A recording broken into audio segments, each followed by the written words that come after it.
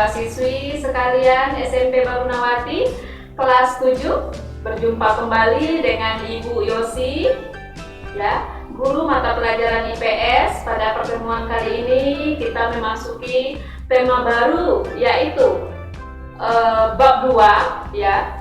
Materinya adalah sosial dan kelembagaan masyarakat.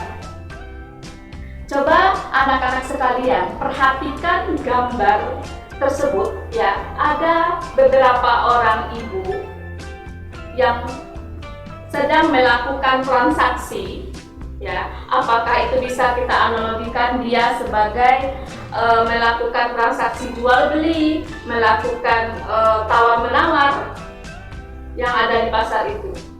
Anak-anak bisa memperhatikan gambar yang ada di sana. Itu merupakan adalah bentuk interaksi sosial, ya. Kemudian tujuan pembelajaran kita pada pagi hari ini adalah mengenai 1. Melalui pengamatan terhadap lingkungan sekitar, peserta didik mampu, ya, mampu menunjukkan contoh interaksi dalam ruang secara tepat. Yang kedua, melalui pengamatan terhadap lingkungan itu, peserta didik mampu menganalisis pengaruh interaksi sosial dalam ruang terhadap kehidupan sosial ekonomis dan budaya dalam masyarakat yang kompleks. Yang ketiga, dengan berdiskusi, peserta didik mampu menjelaskan perkembangan sosial budaya sebagai hasil interaksi sosial secara benar.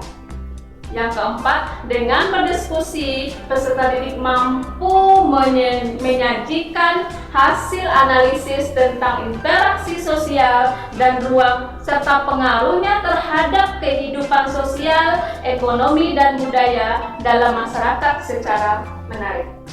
Jadi itu adalah kajian yang kita bahas pada pagi hari ini, ya, mengenai interaksi sosial, ya.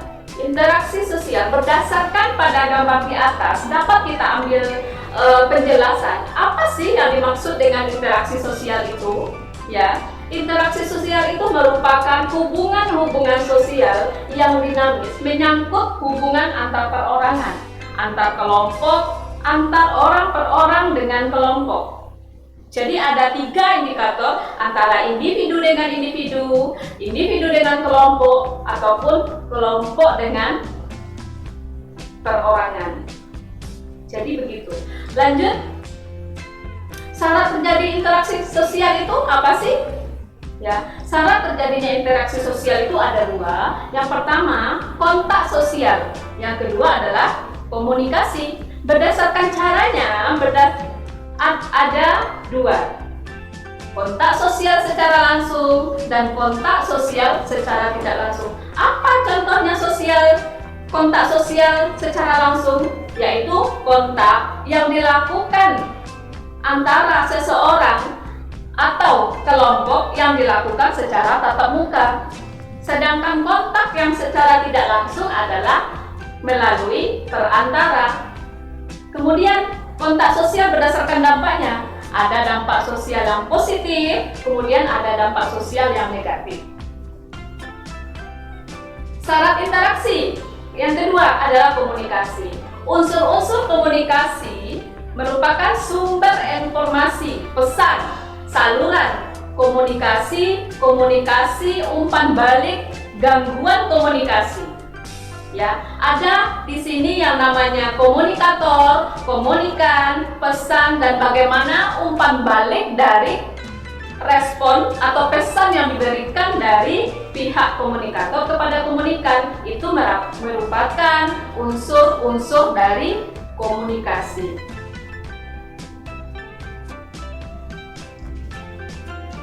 Selanjutnya, bagaimana faktor pendorong interaksi sosial itu? Faktor pendorong interaksi sosial kini sekarang kita kategorikan ada 6. Apa saja itu? Yang pertama adalah imitasi, yang kedua adalah sugesti, yang ketiga adalah simpati, yang keempat adalah identifikasi, yang kelima adalah empati, dan yang keenam adalah motivasi.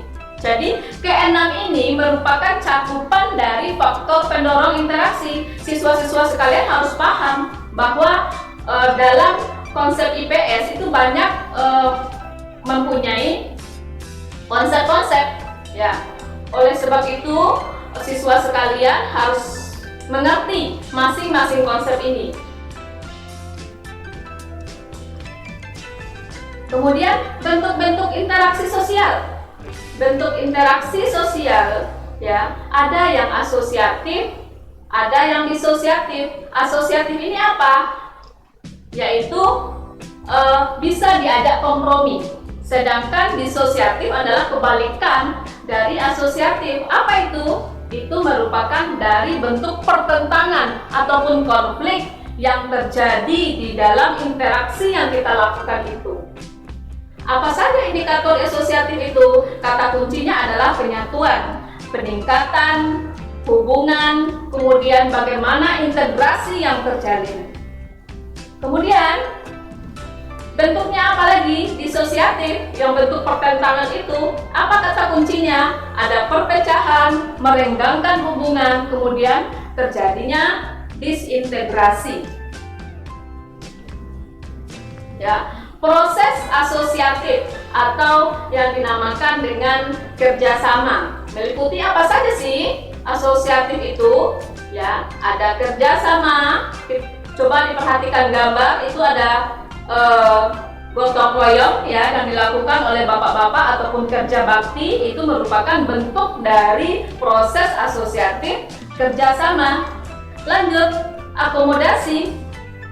Ya, akomodasi itu adalah bentuk penyatuan dua kubu, ya, individu ataupun kelompok yang bersatu. Itu merupakan bentuk dari proses asosiatif akomodasi.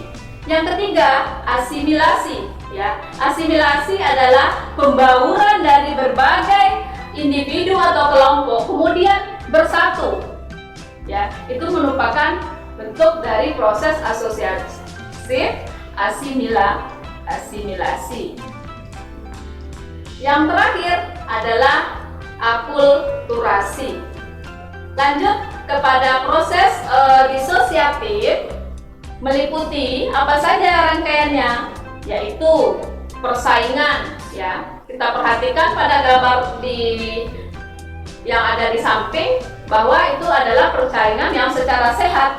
Itu merupakan bentuk olahraga yang dilakukan oleh dua tim yang dilakukan secara sehat.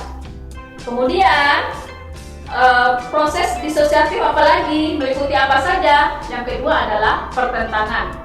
Itu pada gambar yang ada di samping kita lihat, ya, tolak kenaikan harga BBM. Itu merupakan adalah bentuk pertentangan atau bentuk ketidaksetujuan. Misalnya mahasiswa yang melakukan demo ke anggota DPR atau melakukan demo ke kantor wali kota, itu merupakan bentuk dari pertentangan. Yang selanjutnya, proses disosiatif itu meliputi kontravensi, ya. Kontravensi itu berlawanan. Berlawanan apa saja? Bisa saja dalam bentuk, ya, menimbulkan konflik. Konflik itu kita lihat di gambar di samping, itu merupakan pembulian. Ya, pembulian dilakukan oleh teman-temannya sehingga individu yang kena bully itu melakukan perlawanan suatu saat nanti. Itu bisa diberikan contoh di sana. Demikian penyampaian materi pada kali ini, ya. Sampai ketemu di minggu selanjutnya dengan materi yang berbeda. Salam sehat. Assalamualaikum warahmatullahi wabarakatuh.